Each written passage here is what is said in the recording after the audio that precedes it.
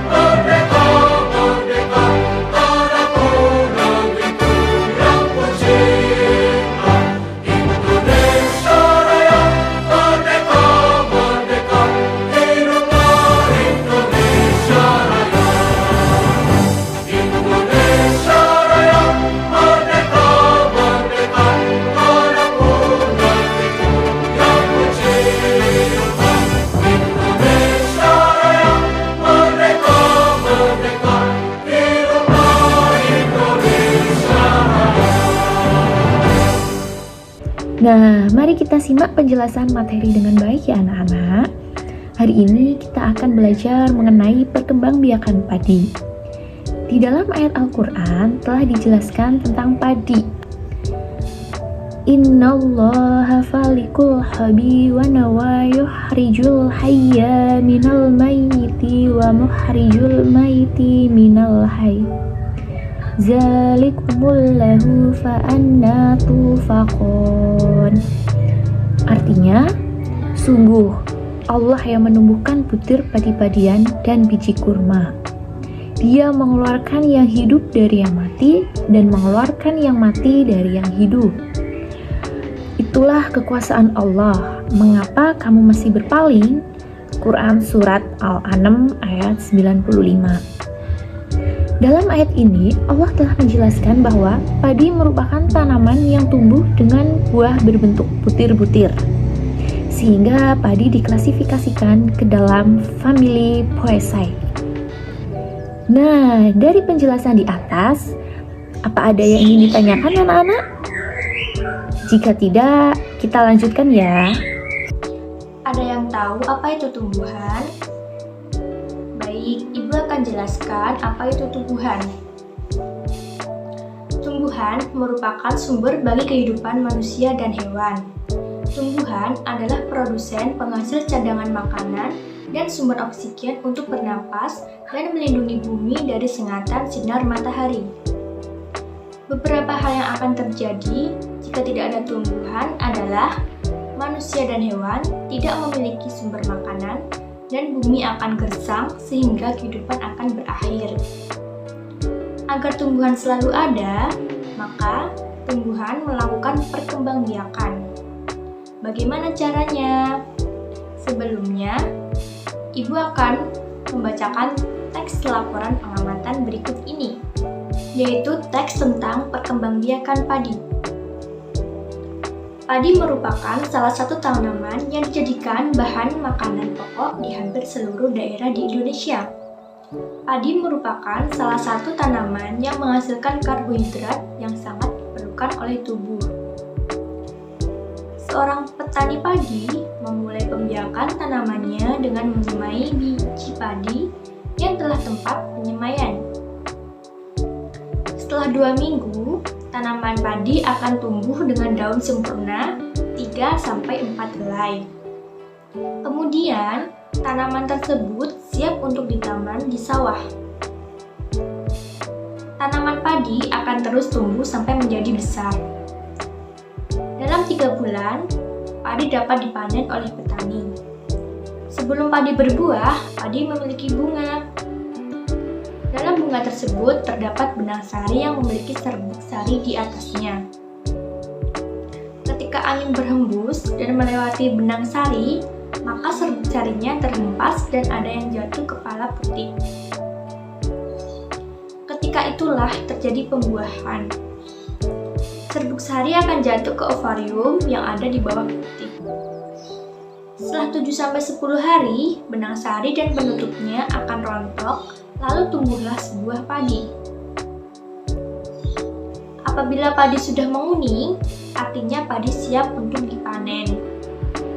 Supaya padi selalu tersedia sebagai bahan makanan manusia, maka petani padi harus menanam kembali sebagian biji padi dari hasil panen. Biji padi yang tua dapat ditanam kembali. Dari sinilah akan dimulai lagi perkembangbiakan padi. Baik, selanjutnya di sini kita akan belajar tentang teks laporan pengamatan. Ada yang tahu apa itu teks laporan pengamatan?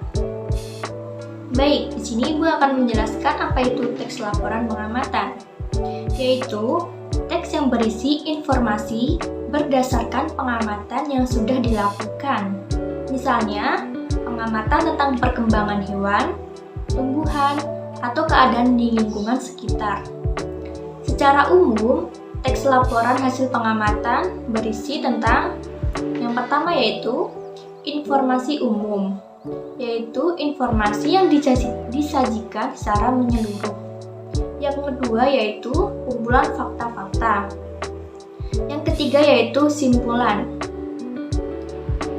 Dalam teks laporan hasil pengamatan juga terdapat ide pokok. Apa itu ide pokok? Ide pokok juga disebut gagasan utama atau masalah pokok yang dibahas dalam suatu paragraf. Pada umumnya, dalam satu paragraf terdapat satu ide pokok. Ide pokok adalah ide atau gagasan yang menjadi pokok pengembangan paragraf. Ide pokok ini terdapat dalam kalimat utama. Kalimat utama adalah kalimat yang di dalamnya terdapat ide pokok paragraf.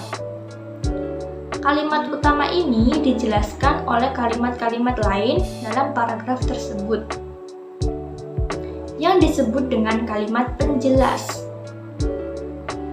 Di sini Ibu akan menjelaskan cara untuk menemukan ide pokok pada suatu paragraf. Yang pertama yaitu membaca dari keseluruhan teks bacaan. Yang kedua yaitu memahami isi teks bacaan. Yang ketiga yaitu menemukan ide pokok bacaan. Nah, anak-anak, apakah kalian tahu bahwa padi merupakan salah satu jenis tumbuhan yang berkembang biak dengan cara generatif? Apakah perkembangbiakan generatif itu? Perkembangbiakan generatif adalah perkembangbiakan yang ditandai adanya peleburan sel kelamin jantan dan betina. Dan bunga merupakan alat perkembangbiakan bagi tumbuhan berbiji. Pada tumbuhan perkembangbiakan ini bisa dibantu oleh angin, hewan, air, dan juga manusia. Salah satu contoh tumbuhan yang berkembang biak dengan bunga adalah tumbuhan padi. Serbuk sari pada bunga padi akan terbang terbawa angin ketika angin bertiup. Serbuk sari yang terbawa angin sebagian akan jatuh di kepala putik bunga padi. Ketika itulah terjadi pembuahan. Perkembangbiakan ini dinamakan dengan perkembangbiakan generatif. Sebagaimana yang diketahui bahwa perkembangbiakan tumbuhan terdiri dari dua cara, yaitu yang pertama secara generatif atau secara kawin, dan yang kedua secara vegetatif atau secara tak kawin. Agar kalian lebih jelas memahami tentang perkembangbiakan generatif pada tumbuhan kali ini, mari simaklah video berikut ini. Ini adalah bagian-bagian bunga. Aku jadi penasaran deh. Yuk, kita amati bunga mawar ini sambil membandingkan dengan gambar ilustrasi ya. Ini adalah mahkota bunga. Bagus ya? Mahkota bunga ini merupakan bagian yang mencolok. Biasanya berwarna-warni loh. Terlihat indah ya? Fungsinya untuk menarik perhatian serangga supaya mau mendekat dan membantu proses penyerbukannya. Letaknya di bagian dalam kelopak bunga ya teman-teman.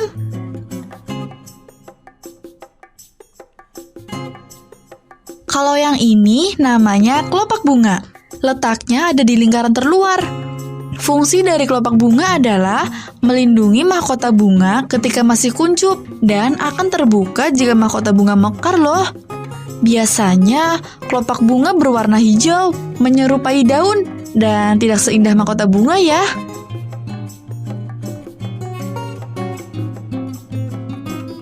Selanjutnya, dasar bunga. Dasar bunga terletak di bagian ujung bawah loh, sebelum bagian tangkai bunga. Fungsi dasar bunga adalah sebagai tempat melekatnya mahkota bunga dan bagian bunga lainnya.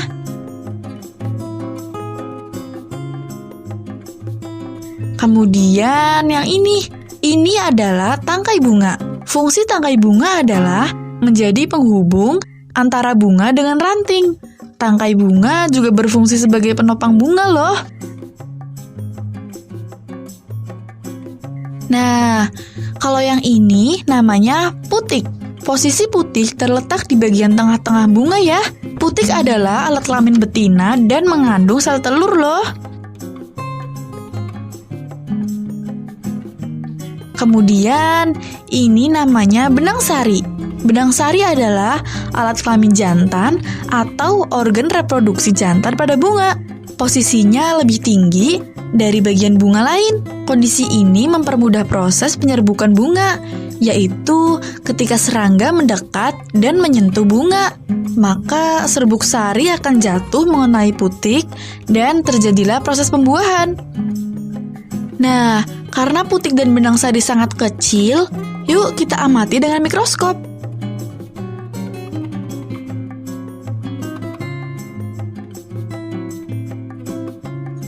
Kepala putik bergelombang ya teman-teman. Sedangkan tangkai putiknya ada bulu-bulu halusnya. Keren ya?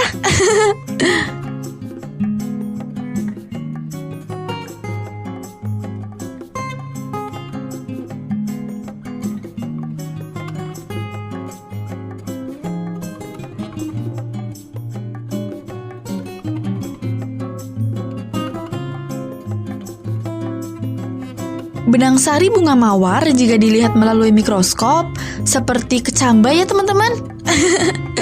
Kepala benang sarinya seperti biji terbelah dan tangkainya halus. Kemudian di mana ya letak bakal buah? Jadi bakal buah dan bakal biji itu letaknya berada di dasar bunga bagian dalam. Kita belah bunganya yuk. Semoga terlihat ya teman-teman.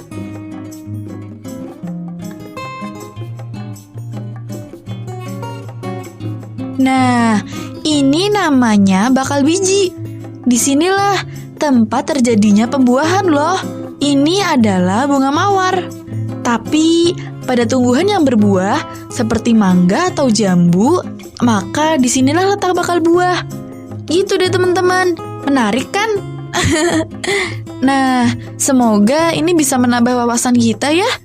Terima kasih udah menonton videonya. Bye! Setelah kalian menyimak video pembelajaran tadi, apakah pemahaman kalian mengenai perkembangbiakan generatif menjadi lebih luas? Untuk lebih jelasnya, kalian bisa mencari jenis tumbuhan yang berkembang biak secara generatif di sekitar lingkungan rumah kalian masing-masing. Apakah kalian tahu bahwa bunga yang indah bukan hanya tumbuh di Indonesia saja loh, tetapi negara-negara lain seperti negara tetangga pun memiliki bunga yang cantik dan indah. Karena kondisi geografis yang hampir sama, bunga yang tumbuh tidak jauh berbeda jenisnya.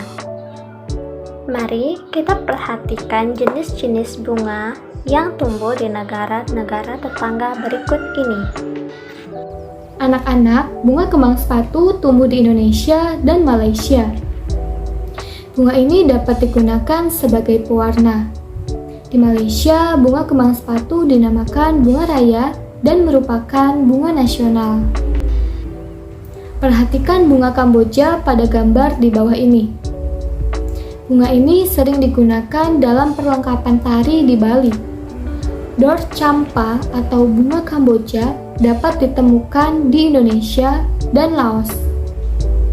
Di negara tersebut, bunga ini digunakan untuk dekorasi upacara keagamaan dan penyambutan tamu.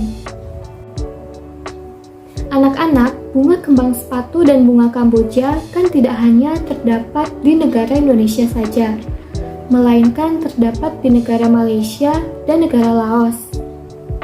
Anak-anak tahu tidak kalau Indonesia, Malaysia, dan Laos itu memiliki kesamaan dalam kehidupan sosial dan budaya loh. Makanya, mereka menggabungkan diri dalam suatu organisasi yang disebut ASEAN. ASEAN merupakan persatuan negara-negara se-Asia Tenggara. Nah, ada 10 negara loh yang termasuk dalam organisasi ASEAN, yaitu yang pertama ada Myanmar, Kamboja, Vietnam, Singapura, Thailand, Malaysia, Laos, Brunei Darussalam, Filipina, dan negara kita, negara Indonesia. Masyarakat negara-negara ASEAN memiliki kehidupan sosial budaya yang unik. Kalian bisa simak pada video yang akan diputar ini. Yang pertama adalah negara Indonesia. Penduduk Indonesia terdiri lebih dari 300 etnis yang sebagian besar menganut agama Islam. Selain itu, beragama Katolik, Kristen, Hindu, Buddha, dan Konghucu. Etnis tersebut misalnya Jawa, Sunda, Batak, dan sebagainya. Bahasa resmi Indonesia adalah Bahasa Indonesia. Selain itu, Indonesia memiliki 721 bahasa daerah. Negara kedua yaitu Brunei Darussalam. Budaya Brunei Darussalam banyak dipengaruhi oleh ajaran Islam. Penduduknya terdiri atas etnis Melayu, Tionghoa, dan sebagian suku Dayak. Orang Brunei tidak berjabat tangan dengan lawan jenis dan selalu membuka sepatu ketika masuk rumah orang lain. Negara ketiga yaitu Singapura. Penduduk Singapura berasal dari Cina, Melayu, India, dan Eropa. Singapura memiliki patung Merlion sebagai lambang negaranya, yang berbentuk kepala singa dan berbadan ikan. Bahasa resmi Singapura adalah Melayu, Mandarin, Inggris, dan Tamil. Negara keempat adalah Malaysia. Penduduk Malaysia sebagian besar menganut agama Islam, yang terdiri atas etnis Melayu, Tionghoa, dan India.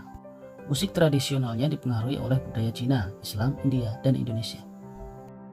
Memiliki makanan khas yang disebut nasi lemak. Negara kelima adalah Myanmar. Myanmar terkenal dengan julukan negara 1000 pagoda. Memiliki penduduk beretnis Myanmar, San, Karen, Rakhine, Tionghoa, India, dan Mon.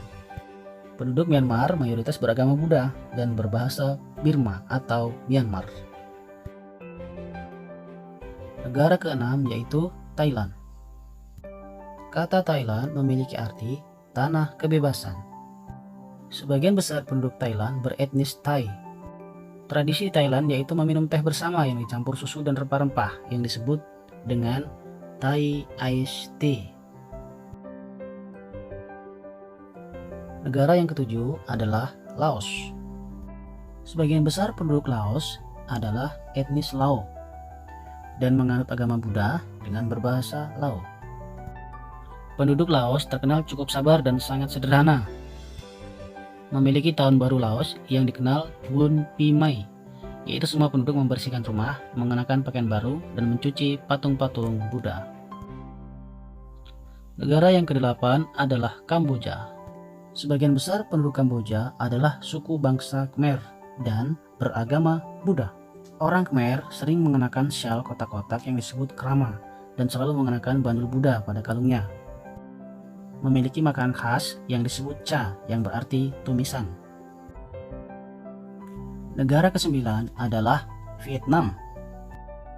Sebagian besar orang Vietnam adalah etnis Kinh yang beragama Buddha.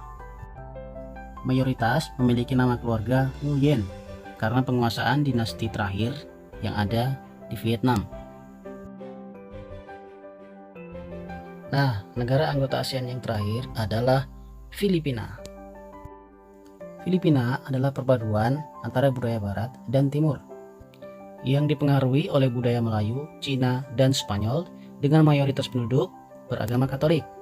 Penduduk Filipina memiliki 8 etnis besar dan selalu berjabat tangan ketika memberi salam kepada orang lain. Anak-anak, dalam menghadapi perbedaan sosial budaya ini, kalian harus menyikapinya dengan baik, seperti saling menghargai perbedaan. Contohnya seperti apa sih? Contohnya saat ada teman baru dari berbeda daerah. Sebaiknya kalian itu menggunakan bahasa Indonesia, karena tidak semua orang paham dengan bahasa dari daerah kita. Yang kedua, tidak membeda-bedakan teman. Dan yang ketiga, saling membangun sikap toleransi. Saling menghormati perbedaan budaya, asal, bahasa, maupun pendapat dari orang lain. Selain toleransi, kita juga harus saling mengasihi dan rukun sesama teman, agar terhindar dari perselisihan. Pembelajaran tema 4 di tema 1. Pembelajaran 1 sudah selesai ya. Jika kita sudah melakukan sesuatu sudah selesai, jika kita sudah melakukan sesuatu sudah selesai, kita harus mengucapkan apa? Iya, alhamdulillah. Nah, hari ini kita telah belajar tentang perkembangbiakan padi.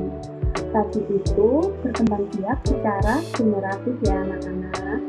Nah, kalau ibu boleh tahu, generatif itu apa sih? Siapa yang bisa menjawab? Iya, benar banget. Perkembangbiakan generatif adalah perkembangbiakan secara kawin atau pembuahan. Nah, dalam perkembangbiakan padi itu dimulai melalui perkecambahan ya anak-anak. Nah, lalu perkembangbiakan generatif itu dapat terjadi pula dalam bunga loh teman-teman. Gimana ya caranya? Ada yang tahu nggak? Sini, Ibu kasih tahu. Dalam bunga tersebut dapat terjadi pembuahan karena pertemuan antara benang sari dan putih. Ngomong-ngomong tentang bunga, di negara kita tercinta ini terdapat berbagai macam jenis bunga.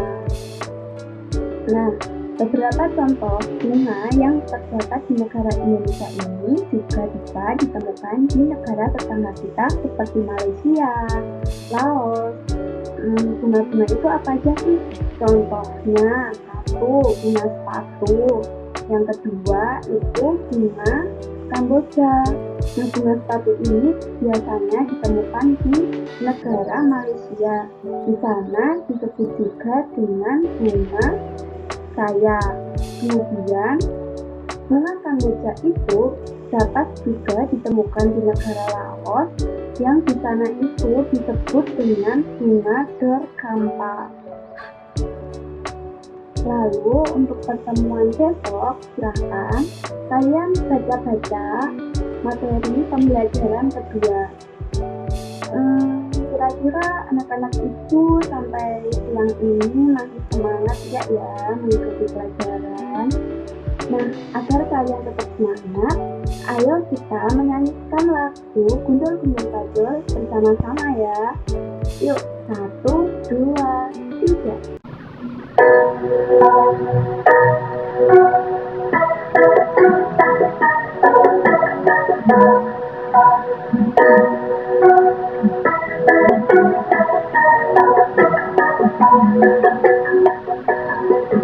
Gundul-gundul bajul, gembiranya, munggil-munggil laguku, gembiranya. Aku menyimpang sekenika tukak latar. Aku menyimpang sekenika tukak latar. Gundul-gundul bajul, gembiranya, munggil-munggil laguku, gembiranya. Aku menyimpang sekenika tukak latar. Aku menyimpang sekenika tukak latar. Gundul-gundul bajul, gembiranya, munggil-munggil laguku, gembiranya. Aku menyimpang sekenika tukak latar. Aku menyimpang sekenika tukak latar.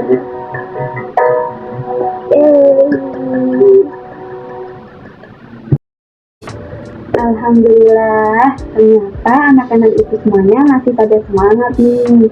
Nah, untuk mengakhiri pelajaran hari ini, marilah kita melafalkan hamdalah bersama-sama. Alhamdulillahirabbil alamin.